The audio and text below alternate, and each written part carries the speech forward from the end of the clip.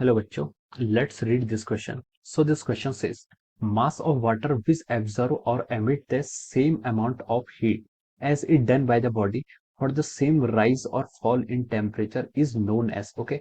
Option A is thermal capacity of a body. Option B is specific heat capacity of a body. Option C is latent heat capacity of a body. Option D is our water equivalent of a body, okay. तो चलिए बच्चों, अब हम इस question को यहाँ पर define करते हैं. इस क्वेश्चन का की कॉन्सेप्ट हम क्या लिख लेते हैं. देखिए बच्चों, इस क्वेश्चन का की कॉन्सेप्ट आप लिखेंगे. इस क्वेश्चन में हमें बताना है, देखिए, mass of water which observe और emit the same amount of heat as it done by the body for the same rise और fall in temperature is known as, okay. तो यहाँ पर हम इस क्वेश्चन का की कॉन्सेप्ट लिख सकते हैं आपका हीट एब्जॉर्ब, या फिर हीट एब्जॉर्ब या इवॉल्व कुछ भी हो सकता है, तो हम हीट ही लिख लेते हैं, ओके. अब देखिए, हीट क्या होता है आपका. Heat is a form of energy. Heat क्या होती है, एक एनर्जी की फॉर्म होती है विच अकर्स. हीट क्या होती है आपकी, हीट एक एनर्जी की फॉर्म होती है which occurs whenever there is a change of temperature. जब आपका टेम्परेचर चेंज होता है तो आपकी हीट क्या कर जाती है, फ्लो कर जाती है, ओके. जैसे आपका पोटेंशियल होता था, पोटेंशियल में क्या होता था आपका, कोई पोटेंशियल होता है, एक हायर पोटेंशियल होता है, एक लोअर पोटेंशियल होता है. जैसे यहाँ पर वी एच और वी लो बोल दो मैं, तो यहाँ पर हम बोल सकते हैं कि हायर से लोअर पोटेंशियल की तरफ आपका करंट फ्लो करता था, ओके.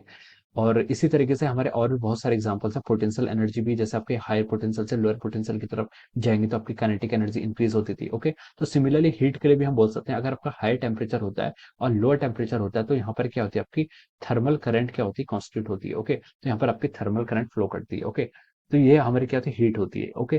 तो देखिए, इस क्वेश्चन में हमसे क्या बोला था कि अब हम इस क्वेश्चन की तरफ मूव करते हैं. इस क्वेश्चन के हम देखिए डेफिनेशन से आते हैं. Mass of water which absorb और emit the same amount of heat as it done by the body for the same rise और फॉल इन द टेम्परेचर, उसे क्या कहते हैं, ओके. तो देखिए, इसको हम क्या बोलते हैं, इसको हम कहते हैं water equivalent of the body. क्या बोलते हैं इसे हम, water equivalent of the body. Water equivalent of a body को हम डिफाइन करते हैं कि जितना हमें वाटर का मास चाहिए होता है, जो क्या करता है, एब्जॉर्ब करता है और इवॉल्व करता है क्या, same amount of heat, okay. हम लिख सकते हैं क्या, मास ऑफ वाटर, क्या मास ऑफ वाटर जो क्या करता है आपका इवॉल्व करेगा या फिर क्या करेगा, एब्जॉर्ब करेगा. इवॉल्व और absorb same amount of heat. Evolve और absorb same amount of heat. जितनी हीट क्या किसके सेम होना चाहिए, सेम अमाउंट ऑफ हीट. ये उतनी हीट क्या करेगा, जितनी हीट हमें क्या चाहिए होती है, किसी भी सब्सटेंस का क्या करना चाहिए हमें, 1 डिग्री से अगर हम उसको टेम्परेचर रेज करने के लिए जितनी हीट चाहिए, ओके, उसे को हम क्या कहते हैं यहाँ पर, water equivalent of the body कहते हैं, ओके.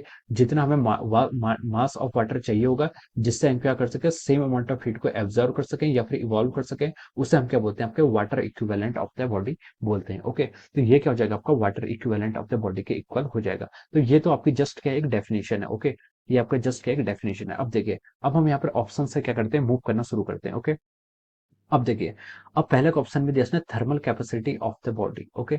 देखिए, थर्मल कैपेसिटी जो होती है आपकी, थर्मल कैपेसिटी और वाटर इक्विवेलेंट ये आपके न्यूमेरिकली इक्वल ही होते हैं. थर्मल कैपेसिटी और वाटर इक्विवेलेंट क्या होता है, ये आपका क्या होता है, न्यूमेरिकल इक्वल होते हैं. लेकिन जो थर्मल कैपेसिटी होती है किसी भी बॉडी की, हम उसको क्या करते हैं, मास ऑफ वाटर के टर्म पे क्या करते हैं, हम क्या करते हैं, थर्मल कैपेसिटी को अगर हम मास ऑफ वाटर के टर्म पे हम डिफाइन करें, तो हम लिख सकते हैं कि आपकी थर्मल कैपेसिटी और वाटर इक्विवेलेंट क्या हो जाएगा, आपका इक्वल हो जाता है, ओके. जो आपका वाटर इक्विवेलेंट होता है, वाटर इक्विवेलेंट को हम कैसे डिफाइन करते हैं, वाटर इक्विवेलेंट का जो फॉर्मूला होता है वो होता है आपका एमसी होता है, ओके.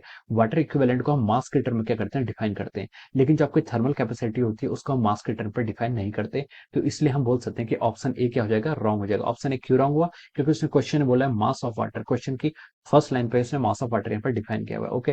तो ए ऑप्शन क्या हो जाएगा, इसके करस्पॉन्डिंग रॉन्ग हो जाएगा. ऑप्शन बी में बोला specific heat capacity of the body. Specific heat तो होता है आपकी अमाउंट ऑफ हीट, जितनी हीट चाहिए 1 degree centigrade, 1 degree temperature change करना है के लिए किसी 1 ग्राम सब्सटेंस का, उसे हम क्या बोलते हैं, स्पेसिफिक हीट बोलते हैं. तो ये आपका रॉन्ग हो जाएगा, इसका मास ऑफ वाटर से कोई रिलेशन नहीं है. ऑप्शन सी में बोला लेटेंट हीट. लेटेंट हीट होती है आपकी फेस चेंज करने के लिए जितनी हीट चाहिए होती है उसे हम लेटेंट हीट कैपेसिटी बोलते हैं, ओके. तो ये भी आपका क्या हो जाएगा, रॉन्ग हो जाएगा. ऑप्शन डी में वाटर इक्विवेलेंट बोला है, तो हम बोल सकते हैं कि वाटर इक्विवेलेंट, ऑप्शन डी क्या हो जाएगा, इसके करस्पॉन्डिंग आपका राइट आंसर हो जाएगा, ओके. तो we can write down that option D is the correct answer of this question, ठीक है. ये क्वेश्चन आपका डेफिनेशन बेस्ड क्वेश्चन है, okay. So option D will be the right answer of this question, okay. So I hope you all understood this concept. All the best and thank you so much.